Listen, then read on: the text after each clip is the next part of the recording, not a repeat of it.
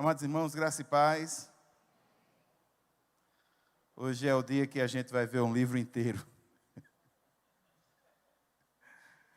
Mas eu gostaria de, nesse momento também, agradecer a igreja, agradecer ao pastor Tomás pela oportunidade de participar de um colégio pastoral tão digno.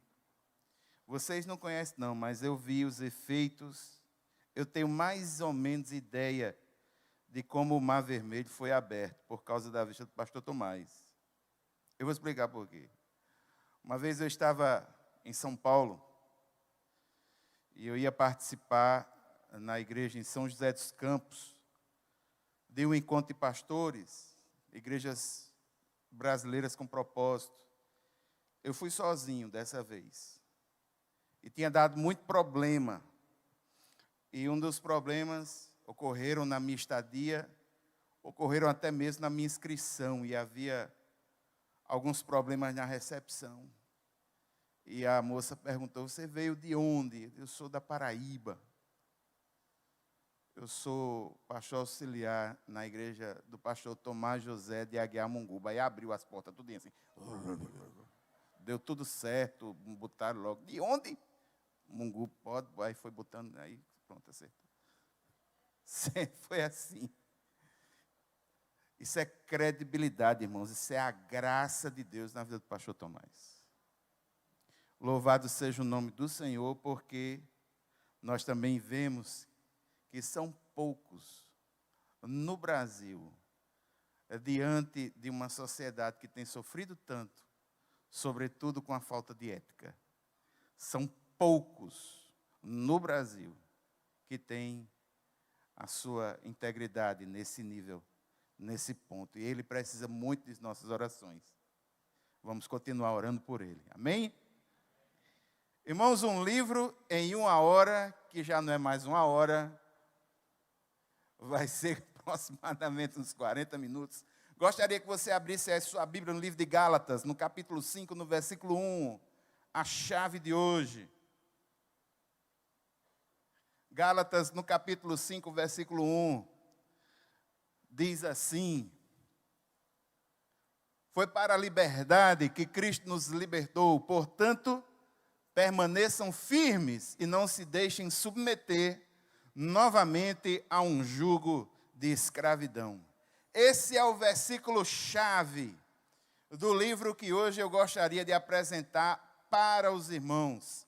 Gálatas capítulo 5, versículo 1, foi para a liberdade que Cristo nos libertou. Portanto, permaneçam firmes e não se deixem submeter novamente a um jugo de escravidão. E agora vamos entender por que foi que Paulo falou isso nessa carta. Como os irmãos sabem, nós estamos aqui dando algumas dicas de leitura dos textos bíblicos. Nós já falamos sobre 1 João, dissemos por que 1 João deveria ser lido em primeiro momento como a primeira carta para o novo convertido, porque lá tem a base prática do cristianismo. Deus é luz, Deus é amor, é pequenininho. Toda a sinopse do evangelho, de uma certa forma, está escrito ali em 1 João. Depois que você enfrenta 1 João, conseguiu, celebra, louvado seja o nome do Senhor. Agora você vai conhecer a vida de Jesus. A vida de Jesus está em uma literatura muito específica, que são os evangelhos. E começando nos evangelhos, em sincronia com 1 João, você lê o evangelho de João. Aquele evangelho mais intimista, aquele evangelho onde o Senhor Jesus tem uma intimidade maior com os discípulos, sobretudo nos capítulos 13 a 17, ali onde tem um encontro mais íntimo com os discípulos. Acredita-se, no caso, que tudo ali ocorreu no cenáculo, um momento de intimidade, um ministério particular do Senhor. 95% das coisas que estão escritas no Evangelho de João só tem em João mesmo. Aí leu 1 João, leu João, vai para os sinóticos. Os sinóticos você lê Marcos, que eles entendem que foi o primeiro evangelho em tese a ter sido escrito, influenciou Lucas e Mateus.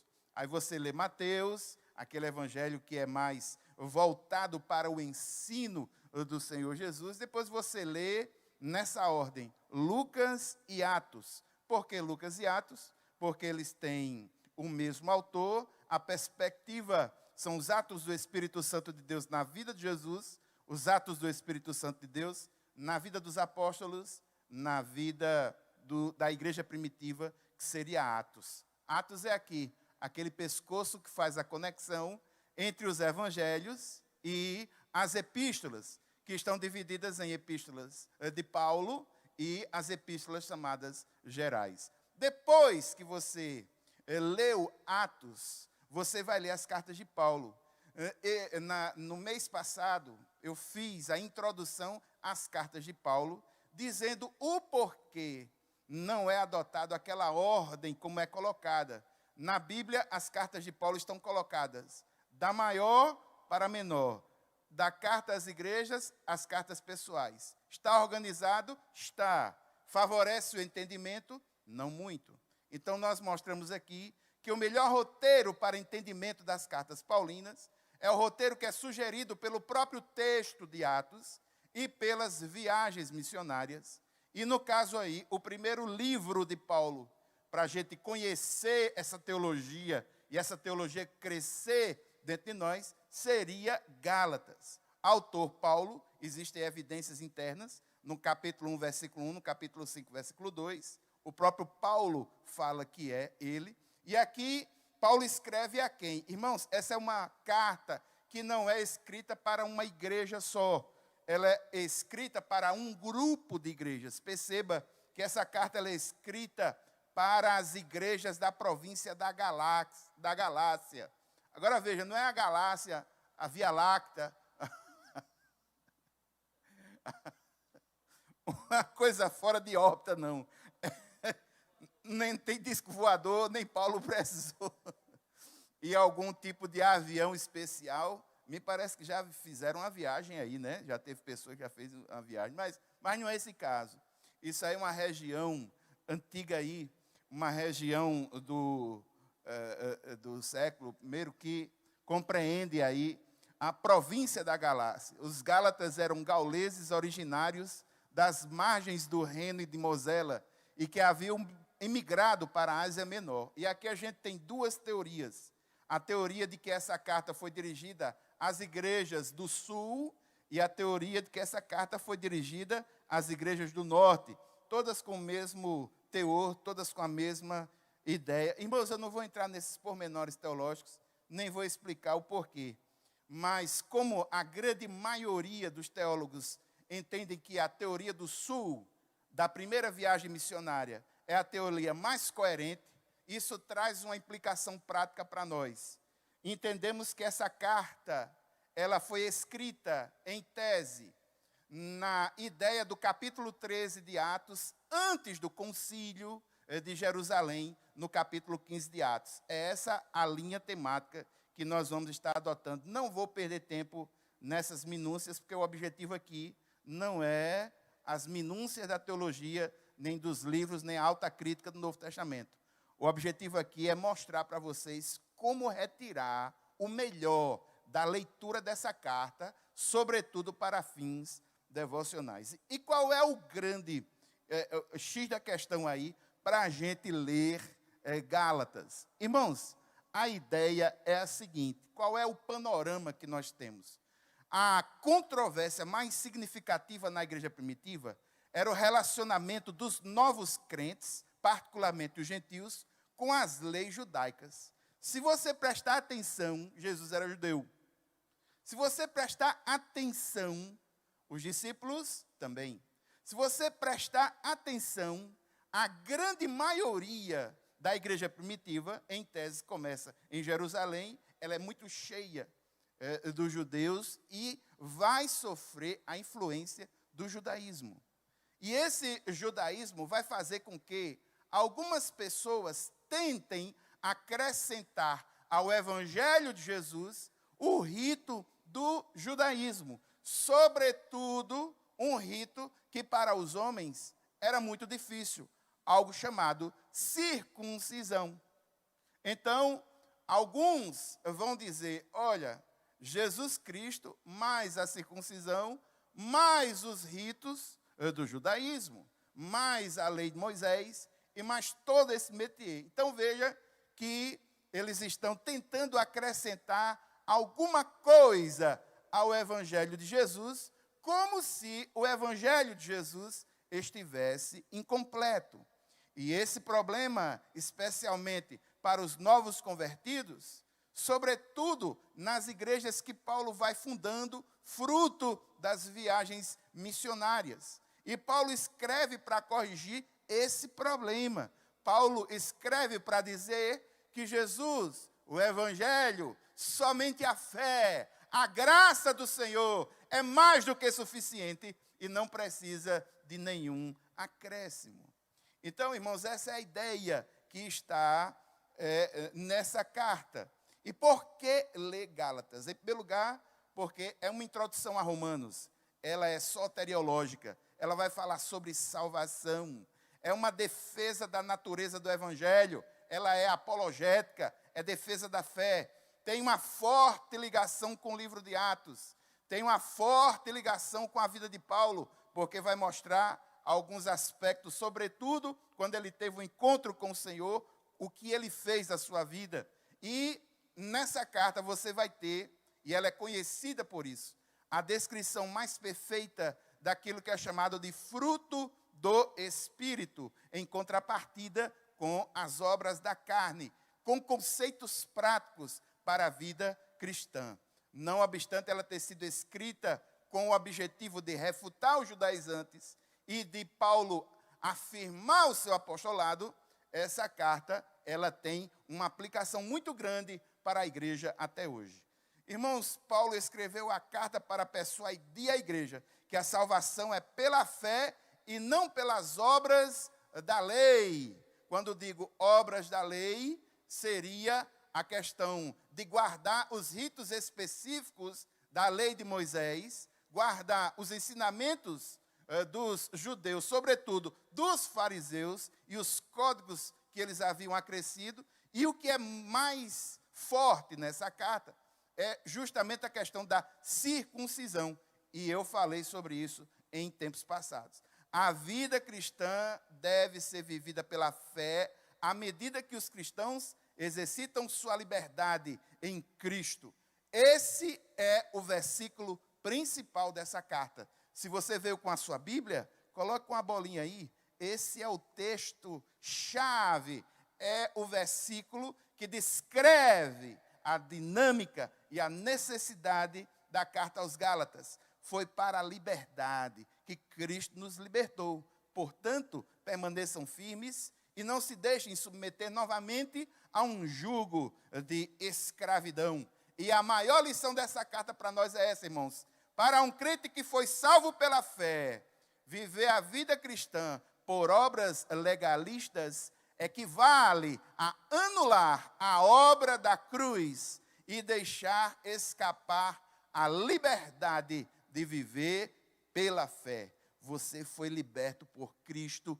Cristo é suficiente. A graça do Senhor é suficiente. E você, pela fé, também tem o auxílio do Espírito Santo de Deus, que te auxilia na tua santificação. Amém?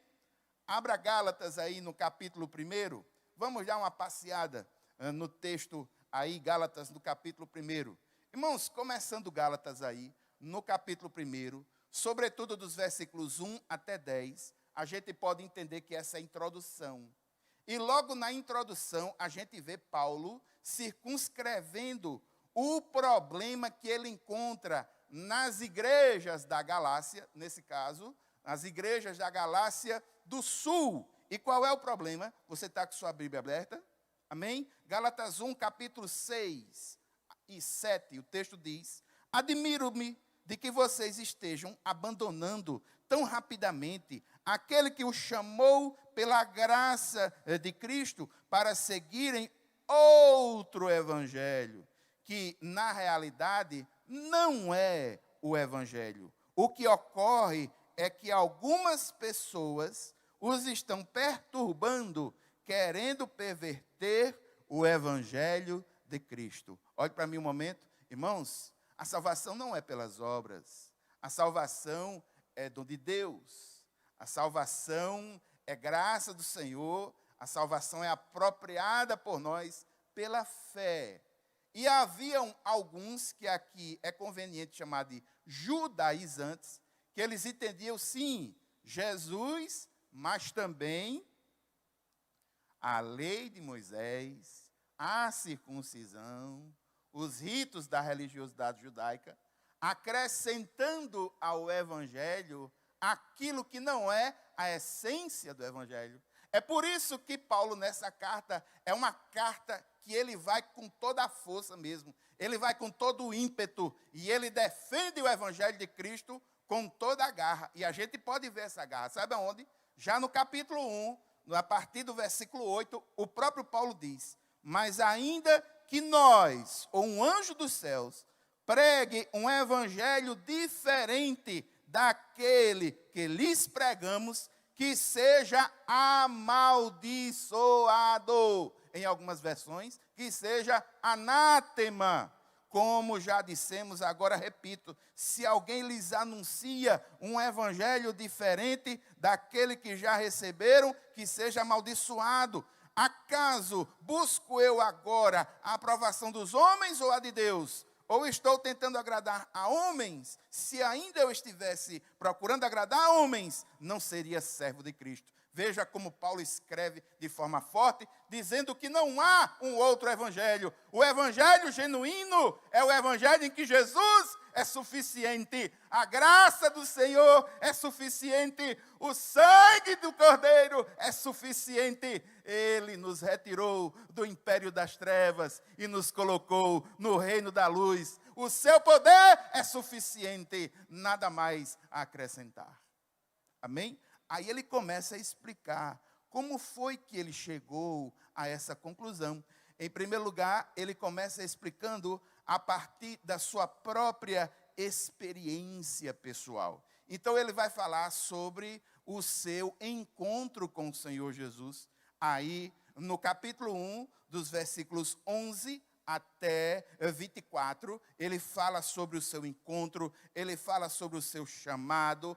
Aí, no capítulo 2, Paulo mostra sobre a sua segunda ida a Jerusalém, e ele começa a explicar, com base na sua experiência pessoal, que o evangelho de liberdade em Cristo é pregado aos gentios, e que o evangelho é pela fé em Cristo, e não pela prática da lei. Cristo vive em mim, vivo pela fé no Filho de Deus. E Paulo começa a falar como foi a sua aceitação pelos apóstolos, mas quando ele vai a Jerusalém, ele mostra a dinâmica, fala como ele teve o seu encontro com Pedro, os resultados, tal. Só que quando chega a partir do versículo 11, ele fala de um relato em que Pedro vai até Antioquia. E aqui, irmãos, eu gostaria de fazer um relato bem interessante. O evangelho, em linhas gerais, a igreja primitiva começa ali, Atos 2, Jerusalém. Mas a carta de Atos vai nos mostrar que, do ponto de vista missiológico, a igreja vai ter um outro foco. Sai de Jerusalém e vai para Antioquia. É Antioquia quem envia os missionários aos gentios. E Paulo foi enviado de Antioquia. Só que Paulo, nesse momento aqui, no capítulo 2, Paulo repreende quando Pedro vai até Antioquia. Repreende Pedro na hipocrisia de Pedro. Pedro começa a se comportar de um jeito quando está na frente dos judaizantes, se comportar de outro jeito quando está na frente dos gentios. Aí Paulo vai e coloca os pingos nos is. E ele faz alertas terríveis. Na carta aqui de Gálatas, no capítulo 2, veja como é que estava a situação. Olha só, capítulo 2, versículos 4 e 5. Falsos irmãos dentro da igreja em Gálatas. O texto diz: essa questão foi levantada porque alguns falsos irmãos infiltraram-se em nosso meio, para espionar a liberdade que temos em Cristo Jesus e para nos reduzir à escravidão. Não nos submetemos a eles nem por um instante, para que a verdade do Evangelho permanecesse com vocês. Paulo nos mostra, relata aqui em Gálatas, dizendo, olha, havia falsos irmãos querendo acrescentar, trazer coisas ao Evangelho, destruindo a essência do Evangelho. Irmãos, Evangelho é graça de Deus. Evangelho é liberdade no Espírito Santo. Ela não é pelas obras da lei e não é alcançado pelas obras. A teologia de Efésios também vai ampliar isso. E aqui, Paulo, no capítulo 2, mostra quando Pedro foi recebido em Antioquia, Paulo repreendeu Pedro e Paulo mostrou a natureza dessa repreensão. Dos versículos 14 até 21, no capítulo 2, Paulo mostra o porquê dessa repreensão. Porque foi que Paulo repreendeu Pedro. O texto diz, versículo 14, quando vi que não estavam andando de acordo com a verdade do Evangelho, declarei a Pedro diante de todos, você é judeu, mas vive como gentio e não como judeu. Portanto, como pode obrigar gentios a viverem como judeus? Aí você olha para mim e diz assim, pastor, me diga uma coisa, qual é o X da questão mesmo? Eu vou mostrar para vocês na prática como é que funciona. E vocês vão me entender. Pare só. Vamos entender que um gentio, alguém que não é judeu, teve um encontro com o Senhor, começa a participar da igreja primitiva. E ele sabe que Jesus é o seu Senhor, é o Salvador, e que Jesus é suficiente para ele, e que ele vive agora pela fé e a ação do Espírito Santo de Deus em sua vida, ajudando ele na sua santificação diária. Aí chega alguém, um judaizante, chega no ouvido dele e diz assim, rapaz, é o seguinte, esse evangelho aí que você recebeu aí de Paulo, esse Paulo aí me parece que não é um apóstolo assim, daqueles que conviveram com Jesus, ele foi transformado apóstolo logo depois. Então, ele está trazendo um evangelho aí que, na realidade, não é bem assim. A gente saiu aqui dos judeus, nós temos aqui a lei de Moisés, nós temos os regramentos. Aí o cara já vai e tem uma coisa, você só é salvo se você, além desse Jesus, fizer um pacto, se tornar um judeu e ficar igual a um de nós. E como é o pacto? A gente vai fazer em você a circuncisão. Como é isso? Me explica aí. A gente vai pegar o prepúcio do seu pênis, vai cortar com faca de pedra, e você vai ser marcado nessa aliança. Então, a partir daí, tá beleza, você vai ser salvo. Essa obra aí... Agora, irmãos, eu sei que tem homem que chega a estar se mexendo assim. Agora, irmão, pense você. A pessoa se deparar com isso, eu preciso fazer algum tipo de rito, e a partir desse rito, eu ser considerado de maior ou menor intimidade com Deus. É nesse sentido da obra da lei, a obra exterior da lei, trazendo uma salvação acrescida à fé em Jesus. Isso, de uma certa forma, é até uma espécie de sincretismo. Irmãos, se Paulo não tivesse escrito a carta aos Gálatas, e essa carta ela é um marco, o cristianismo seria uma extensão do judaísmo. Percebe?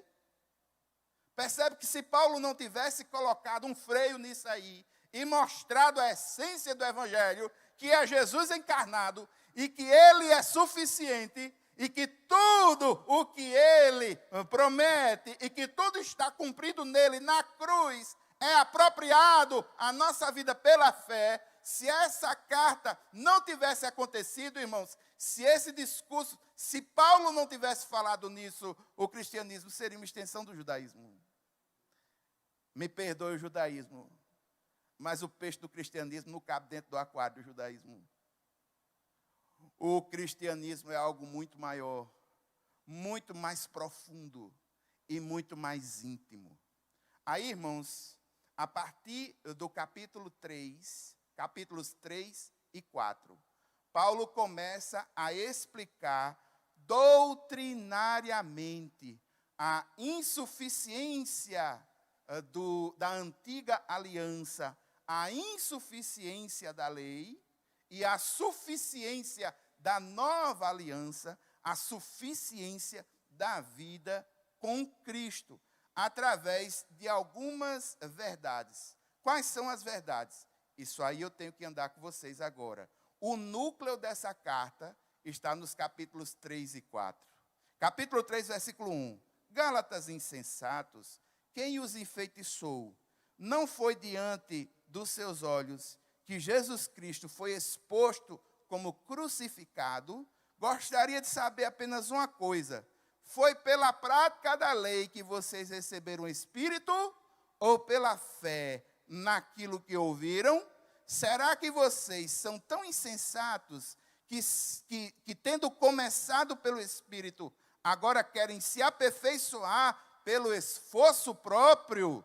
Será que foi inútil sofrerem tantas coisas, se é que foi inútil, aquele que lhes dá o seu Espírito e opera milagres entre vocês, realiza essas coisas pela prática da lei ou pela fé com a qual receberam a palavra? Aí Paulo está dizendo doutrinariamente a primeira verdade, uma vez que a salvação ela não é pelas obras, a santificação também não é pelas obras. O Espírito Santo, ele não selou a sua presença com as pessoas porque elas fizeram algum pacto que estava escrita na antiga aliança. Não, meu irmão, é como Efésios capítulo 1 diz, quando eles ouviram o Evangelho e creram, eles foram selados pelo Espírito Santo da promessa. E Paulo está dizendo, esse Espírito que habita em você, foi fruto de onde? Foi da lei? Não, meu irmão, foi de Jesus. Segunda verdade está no versículo 6. Capítulo 3, versículo 6. Considere um exemplo de Abraão.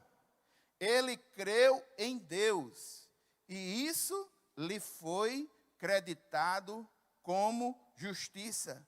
Segunda verdade, Paulo explicando a suficiência da fé em detrimento da lei. Sabe qual é a segunda verdade? A promessa de Deus para Abraão antecedeu a lei. Ele está citando Gênesis capítulo 15, versículo 6. A promessa antecedeu a lei e Abraão foi abençoado porque creu em Deus. É pela fé. Repita comigo, é pela fé. Mais forte, meu irmão, para você se apropriar dessa verdade. É pela fé. Terceira verdade, versículos 7 e 8. Sobretudo o versículo 8. Prevendo a Escritura que Deus justificaria os gentios pela fé, anunciou primeiro as boas novas a Abraão, por meio de você, todas as nações serão abençoadas. Se você ler Hebreus 11, lá tem a galeria da fé. Se você ler, você vai ver que Abraão é tido como o pai daqueles que creem no Senhor. E como pai daqueles que creem no Senhor, ele foi o primeiro a crer. E ele creu antes que houvesse aliança. E Paulo está dizendo aqui, prevendo a Escritura, que que Deus justificaria gentios pela fé, anunciou primeiro as boas novas a Abraão. As boas novas a Abraão. Abraão, em ti serão abençoados. Em ti serão abençoados. E ele creu, pela fé se apropriou. A lei veio depois e nós, gentios, somos fruto dessa promessa. Essa promessa que foi a Abraão se estende a mim e a você. Pela fé temos nosso encontro com o Senhor. A quarta verdade está dos versículos 10 até 18. Leia o versículo 11, que tem o núcleo dessa verdade. É evidente que diante de Deus, ninguém é justificado pela lei, pois o justo viverá pela... A lei não foi designada para salvar. E não anula a promessa de salvação que foi dada a Abraão. A promessa antecede a lei. A promessa foi feita por Deus diretamente a Abraão. Nós somos consequência, nós sofremos as ações dessa aliança. A lei não pode salvar, não foi designada para isso. A lei foi uma espécie de preparação. E o próprio Paulo vai discorrer sobre isso aqui nessa carta. Quinta verdade, a partir do versículo 19. E essa quinta verdade está mais forte dos versículos 22 até 25. Paulo vai dizer para que é que serve a lei.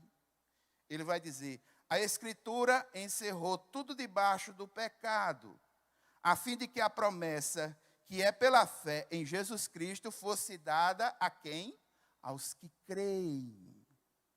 Antes que viesse essa fé, estávamos sob a custódia da lei, nela encerrados, até que a fé que haveria de vir fosse revelada. Assim, a lei foi o nosso tutor até Cristo, para que fôssemos justificados pela fé. Agora, porém, tendo chegado à fé, já não estamos mais sobre o controle do tutor. O propósito da lei, irmãos, é alertar o homem acerca do pecado e orientar para Cristo como solução. Mas a justificação para o pecado, a solução para o pecado está em, pela fé, aceitarmos ao Senhor como Senhor e Salvador de nossas vidas. Amém? Aí ele explica sexta verdade, já no capítulo 4, dos versículos 1 até 20. Capítulo 4, dos versículos 1 até 20. O núcleo está do versículo 3 a 7. O texto diz assim: assim também nós, quando éramos menores, estávamos escravizados aos princípios elementares do mundo. Eu gosto demais quando tem um conectivo mais. Por quê? Porque quando vem o mais, é um confronto, a mudança. A partir do versículo 4, mas quando chegou a plenitude do tempo, Deus enviou o seu Filho, nascido de mulher, nascido debaixo da lei, a fim de redimir os que estavam sob a lei, para que recebêssemos a adoção de filhos. E porque vocês são filhos, Deus enviou o Espírito de seu Filho ao coração de vocês. E ele clama: Abba, Pai. Assim, você já não é mais escravo, mas filho. E por ser filho, Deus também o tornou herdeiro. O relacionamento que você tem com Deus, irmãos, é um relacionamento de pai para filho. Não é um relacionamento de senhor e escravo. Não é um relacionamento de trabalho, onde um faz uma coisa para que o outro faça outra. Um relacionamento de barganha. O relacionamento que você tem com o Senhor em Cristo Jesus é um relacionamento de pai para filho. Você foi selado como Espírito Santo da promessa. O Espírito Santo testifica do Senhor na tua vida, clamando e mostrando a suficiência de Cristo em tua alma. Sétima e última verdade, no capítulo 4, a partir do versículo 21 até 31. Aí aqui, irmãos, ele vai explicar a suficiência de Cristo através da nova aliança e a insuficiência da lei através da antiga aliança, utilizando uma figura de linguagem, uma ilustração. Essa ilustração, ele vai fazer uma espécie de confronto entre Agar, simbolizando a lei e a antiga aliança, e Sara, simbolizando a graça. Agar Veja só o que é que Agar simboliza. Agar, ela era escrava, o casamento dela foi induzido pela carne, o filho nasceu de forma natural, o filho que ela teve, como é o nome dele? Como é o nome dele? Ismael. Ismael perseguia Isaque. Ele não foi considerado herdeiro legal de Abraão. Essa é a estrutura que simboliza o Antigo Testamento, é a estrutura que simboliza a lei. Aí Paulo explica acerca de Sara. Quem é Sara? Em primeiro lugar, Sara era uma mulher livre. O casamento dela tinha a indução espiritual, ele foi espiritualmente induzido. O filho nasceu de forma sobrenatural. Quer lembrar os irmãos que Sara era estéril. Isaque, quando nasce sobrenaturalmente. A concepção de Isaque foi uma concepção sobrenatural. Isaque foi perseguido, mas Isaque era o filho considerado herdeiro legal de Abraão. Representa a nova aliança. Paulo vai utilizar essas duas figuras para representar isso. Encerrou aí o capítulo 4. Vamos para o capítulo 5. No capítulo 5, versículo 1, a chave. É por isso que Paulo está dizendo, depois que ele faz o argumento partindo da sua experiência, depois que ele faz o argumento mostrando 7 verdades fundamentais de que a lei é insuficiente e que Cristo é suficiente, que a nova aliança é mais do que suficiente, a partir de agora ele começa a mostrar o que é ser livre em Cristo Jesus através de 7 exortações. A primeira exortação, o núcleo dela está no versículo-chave. Foi para a liberdade que Cristo nos libertou. Portanto, permaneçam firmes e não se deixem submeter novamente a um jugo de escravidão. Ou seja, Paulo está dizendo, permaneça firme na fé, na sua liberdade em Cristo, não estejam em jugo de escravidão, não volte ao passado, como o irmão Iranilson falou hoje, né? Aquela ideia da nostalgia, querendo voltar ao passado. Volte não, meu irmão, você está no caminho certo, as adversidades vão passar, tudo aqui na terra é efêmero, você é filho de Deus, mas dia ou menos dia estará diante do Senhor, você foi selado com o Espírito Santo da promessa, e o Jesus é suficiente para a tua vida, as demais coisas são secundárias. Segunda exortação está no capítulo 5, dos versículos 13 até 15. Paulo diz que a gente tem liberdade, é verdade, mas nós precisamos ter cuidado. Dos versículos 13 a 15, Paulo diz, irmãos, vocês foram chamados para a liberdade. Muito bem, beleza. Mas, olha o conectivo, é fantástico. Mas não usem a liberdade para dar ocasião à vontade da carne. Ao contrário, sirvam uns aos outros mediante o amor. Toda a lei se resume num só mandamento. Ame o seu próximo como a si mesmo. Mas se vocês se mordem e se devoram uns aos outros, cuidado para não se destruírem mutuamente.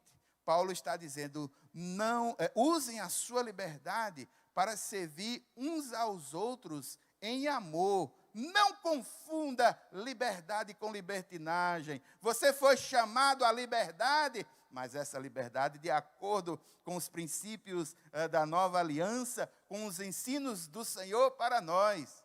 Nós não temos liberdade para pecar, nós não temos liberdade para fazer o que bem quisermos. Nós temos liberdade no Espírito para fazer a vontade de Deus, que é mais do que suficiente para nós e traz mais alegria. Como diz o Salmo 118, versículo 8, é melhor fazer a vontade de Deus do que fazer a vontade dos homens. Amém? Terceira exortação, no capítulo 5, dos versículos 16 até 18. Como é que você vai viver agora? Você vai viver pelo Espírito. Por isso digo, vivam pelo Espírito e de modo nenhum satisfarão os desejos da carne. Pois a carne deseja o que é contrário ao Espírito. E o Espírito, o que é contrário à carne. Eles estão em conflito um com o outro, de modo que vocês não fazem o que desejam. Mas, se vocês são guiados pelo Espírito, não estão debaixo da lei. Paulo está dizendo que nós precisamos usar da nossa liberdade para andar e viver pelo Espírito Santo e não viver de acordo com a nossa natureza pecaminosa. Quinta exortação. Aliás, quarta exortação, capítulo 6. Capítulo 6, versículos 1 a 5. O texto diz assim: Irmãos, se alguém for surpreendido em algum pecado, vocês que são espirituais deverão restaurá-lo com mansidão. Cuide-se, porém, cada um para que também não seja tentado. Levem os fardos pesados uns dos outros e assim cumprirão a lei de Cristo. Se alguém se considera alguma coisa não sendo nada, engana-se a si mesmo. Cada um examine os próprios atos e então poderá orgulhar-se de si mesmo sem se comparar com ninguém, pois cada um deverá levar a própria carga. Irmãos, no capítulo 6, dos versículos 1 a 6, Paulo diz aqui que a gente precisa usar a nossa liberdade para restaurar aqueles que vivem em pecado e para ajudá-los a levar os seus fardos pesados. Ou seja, ele nos conclama a que nós exerçamos o ministério da reconciliação, que ele vai falar em outras cartas sobre isso, mas aqui que a gente exerça misericórdia. O Senhor foi misericordioso conosco, nós precisamos ser misericordiosos, sobretudo com aqueles que são mais fracos na fé. Amém? Quinta exortação, versículos 7 e 8. Capítulo 6, versículos 7 e 8. Não se deixe enganar, de Deus não se zomba, pois o que o homem semear, isso também colherá. Quem semeia para a sua carne, da carne colherá destruição. Mas quem semeia para o Espírito, do Espírito colherá a vida eterna. Irmãos, nesse princípio, nessa exortação, Paulo nos diz que nós precisamos usar a nossa liberdade para semear coisas espirituais e colher resultados espirituais. E ele lembra você aquilo que todo mundo já sabe: o que você planta, você colhe. E em linhas gerais, você colhe muito mais do que você planta. Se você observar a dinâmica da vida, você coloca um grão de milho, nasce um pé com várias espigas, com vários grãos. Muitas vezes nós colhemos muito mais do que plantamos, mas a essência daquilo que plantamos, de uma forma ou de outra, haveremos de receber no futuro. Então, meu irmão, Paulo diz: se você tem liberdade, viva a sua liberdade para amar os outros, para restaurar os outros, para fazer o bem, sobretudo para semear espiritualmente. Quanto mais você semear, mais você haverá de colher. Amém? Sexta exortação, versículo 9. Não nos cansemos de fazer o bem, pois no tempo próprio colheremos, se não desanimarmos. Aí aqui, irmãos, uma coisa que eu tenho aprendido a duras penas e que faz parte da vida cristã. Irmãos, começar as coisas é muito fácil. É possível que hoje você saia da igreja dizendo assim: a partir de amanhã eu vou fazer como Daniel. Eu vou orar de manhã, de tarde, de noite. Eu vou ler a Bíblia para entender. Eu vou fazer minha devocional todo dia. Eu vou tomar mais água. Eu vou fazer isso, vou fazer aquilo. É fazer um bocado de planejamento. É possível que você faça 1, 2, 3, até uma semana. Começar é fácil, mas eu quero ver é manter.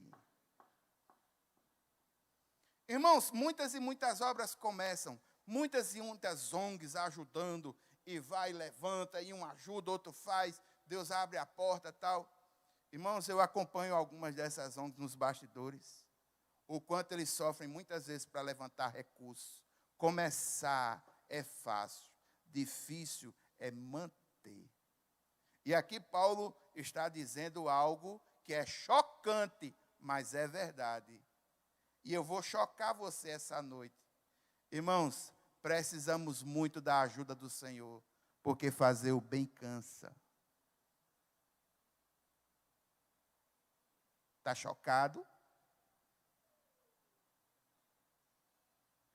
É possível que você tenha feito bem ou tenha feito as coisas num ambiente bom, mas eu gostaria de lembrar você que muitas pessoas fazem um bem em ambientes hostis.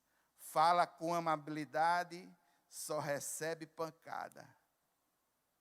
Quero dizer a você que muitas vezes você tem bons relacionamentos, trata as pessoas, mas isso não é garantia de que do mesmo jeito que você trata, você haverá de ser tratado. A palavra de Deus diz que assim que a gente quer que as pessoas nos tratem, nós devemos tratar. Mas aqui e ali, pessoas às quais nós fazemos o bem, muitas vezes elas nos maltratam. A vida mostra isso na prática.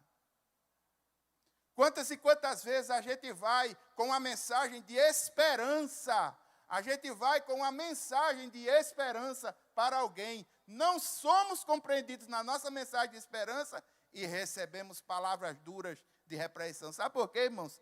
Porque fazer o bem cansa. E Paulo está dizendo aqui que nós precisamos ter cuidado com isso, não nos cansemos. E como é que eu posso restaurar as forças? Como é que eu posso restaurar para que eu não me canse de fazer o bem? Com a fonte. A nossa fonte é o Senhor Jesus. A nossa fonte é o Espírito Santo, que nos empodera, que nos ilumina, que nos motiva, que nos consola. É por isso que o Espírito Santo é o Consolador.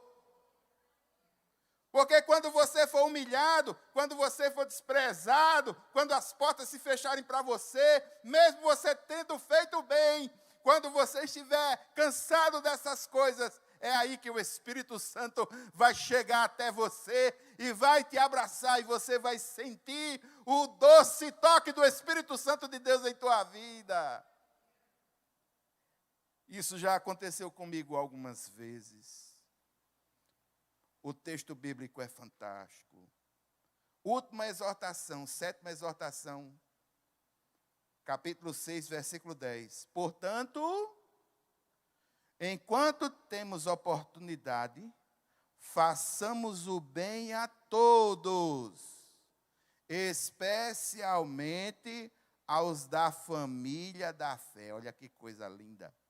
A última exortação, faça o bem a todos, especialmente aos da família da fé. Essa é a prática da liberdade. É essa a liberdade para a qual o apóstolo Paulo nos orienta. A liberdade de permanecer firme na fé, de não estar em jugo de escravidão, de usar da nossa liberdade para servir uns aos outros em amor, usar da liberdade para andar e viver pelo Espírito, abandonando as obras da nossa natureza pecaminosa, usando a nossa liberdade para restaurar crentes que estão em pecado, usando a nossa liberdade para ajudar as pessoas a levarem os seus fardos pesados, usando a nossa liberdade para fazer o bem e não cansarmos, usando da nossa liberdade para fazer o bem a todos, especialmente aos da família da fé. Encerrando a carta, no capítulo 6, a partir do versículo 11, e aqui você vai ver algo fantástico. Veja o pensamento de Paulo acerca da circuncisão, a partir do versículo 14. Quanto a mim, que eu jamais me glorie a não ser na cruz de nosso Senhor Jesus Cristo, por meio da qual o mundo foi crucificado para mim e eu para o mundo. De nada vale ser circuncidado ou não. O que importa é ser uma nova criação. Paz e misericórdia estejam sobre todos os que andam conforme essa regra e também sobre o Israel de Deus. Meu irmão, o que importa é que vocês são novas criaturas em Cristo. E paz e misericórdia para aqueles, os que andam conforme essa regra de liberdade. Foi para a liberdade que Cristo nos libertou. Vamos permanecer firmes nela e não vamos nos submeter a nenhum jugo de escravidão. Se você tiver de se gloriar, não glorie em você mesmo, mas glorie-se na cruz de Cristo. Porque foi através dela que você foi adotado como filho. Foi através dela que você foi selado pelo Espírito Santo. É por isso que quando você está diante da presença do Senhor, a sua mente é aberta e o seu coração aquece. É presença do Espírito Santo de Deus na tua vida. A prioridade é a cruz. E nós precisamos viver no Espírito. E eu gostaria de encerrar, irmãos, intercedendo, orando, em primeiro lugar, clamando por poder de Deus para uma vida de santificação, uma vida mais santificada. Nós temos lutas constantes, carne contra o Espírito. Nós precisamos nos alimentar do Senhor. A nossa santificação tem o nosso lado de disciplina, mas a santificação como processo, ela só vai ter eficácia com a ação do Espírito Santo de Deus em nossas vidas. Então nós precisamos pedir ao Senhor, clamar ao Senhor, poder para uma vida santificada. Nós precisamos clamar, irmãos, que o Senhor nos empodere, nos dê poder para servir em amor. A fé que agrada ao Senhor é uma fé operosa, mas essa operação é pelo amor. Não é o fazer pelo fazer, é o fazer por amor a Cristo. Que o Senhor afaste dos nossos corações toda a sorte de motivação que não seja genuína. E que tudo aquilo que façamos, ou viemos a fazer para o reino, que seja fruto do nosso relacionamento com Deus e que seja algo saudável, poder para servir em amor. E por último, irmãos, discernimento para compreender a vontade revelada do Senhor, iluminação do Espírito Santo e viver de acordo com, como diz a palavra de Deus, viver de acordo com as Escrituras. Precisamos do Senhor. Não podemos fazer isso sozinhos. Não temos força de fazer isso sozinhos. Mas louvado seja o nome do Senhor, irmãos, porque o Espírito Santo nos ajuda. Ele é o nosso amigo. Ele é o nosso consolador. Conselheiro está ao nosso lado. Nos ensina a palavra. Nos orienta quanto ao pecado, a justiça, o juízo. Ele nos fortalece. Eu faço um convite aqui, olhando aquela careca brilhosa do professor, pastor Gilson ali, olhando para mim, matricule-se na escola bíblica. Está falando sobre o Espírito Santo. Isso é glória, viu? Seu arrebatamento já começou. Você vai se encontrar com seus cabelos lá no céu. É o mesmo processo para o Tomás. Isso é santificação. Precisamos de poder, irmãos. Se não for a ação do Senhor em nossa vida, nós estamos perdidos. Não conseguimos operar a santificação a partir das nossas próprias forças. É o Senhor. Se você quer mais orientação, o circuito vai estar estudando sobre o Espírito Santo. Fale com o pastor Gilson. As matrículas já começaram, as aulas já começaram. Uma bênção a revista. Mas o fato é, mais do que conhecer sobre o Espírito Santo, também precisamos viver juntinho dele, recebendo dele, sendo abraçado por ele, sendo empoderado por ele, sendo guiado por ele. Vamos ficar em pé, vamos encerrar.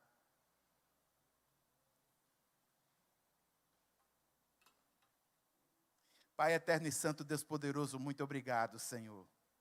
Muito obrigado porque o Senhor nos livrou de escravidões. Senhor, nessa igreja aqui tem muitos testemunhos, livramentos. Eu entendo perfeitamente que o Senhor deu muitos livramentos a irmãos aqui, que se estivessem vivendo de acordo com a velha vida, é possível que já estivessem mortos. Mas o Senhor os restaurou, o Senhor fez nova criatura. Mudou a história de Paulo e tem mudado a história de muitos. Meu Deus, meu Pai, nós queremos te pedir, Senhor, poder. Poder, Senhor, discernimento, poder para fazer o que precisa ser feito, poder para servir o próximo em amor. Meu Deus, meu Pai, nós precisamos, Senhor, da ajuda do Senhor, discernimento para conhecer a Tua vontade e que o Senhor nos ajude na nossa santificação. Quantas e quantas vezes nós vivemos lutas dentro de nós, o Espírito contra a carne, mas nos ajuda, Senhor, nos empodera, nos renova nessa noite, para que nós possamos andar de acordo com a Tua santa vontade, e que a paz que excede todo entendimento tome conta das nossas almas, dos nossos corações, e que toda sorte de ansiedade e medo, e toda sorte de culpa caia por terra em nome de Jesus. Pai eterno, eu quero clamar, meu Deus, por cada vida, cada família aqui neste lugar.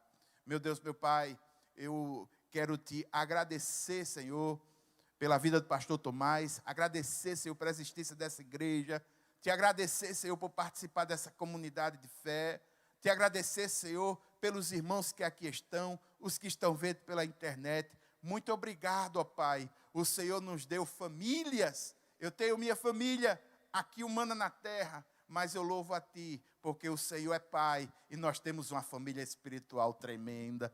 Mas dia ou menos dia vamos Te ver, Senhor, face a face. Muito obrigado, meu Pai. Oramos no nome de Jesus. A igreja diz, amém. A graça do Senhor Jesus Cristo, o amor de Deus, a comunhão e as consolações do Espírito Santo seja sobre cada um de nós, hoje e sempre. Amém, amém. Queridos, Deus abençoe vocês. Amém.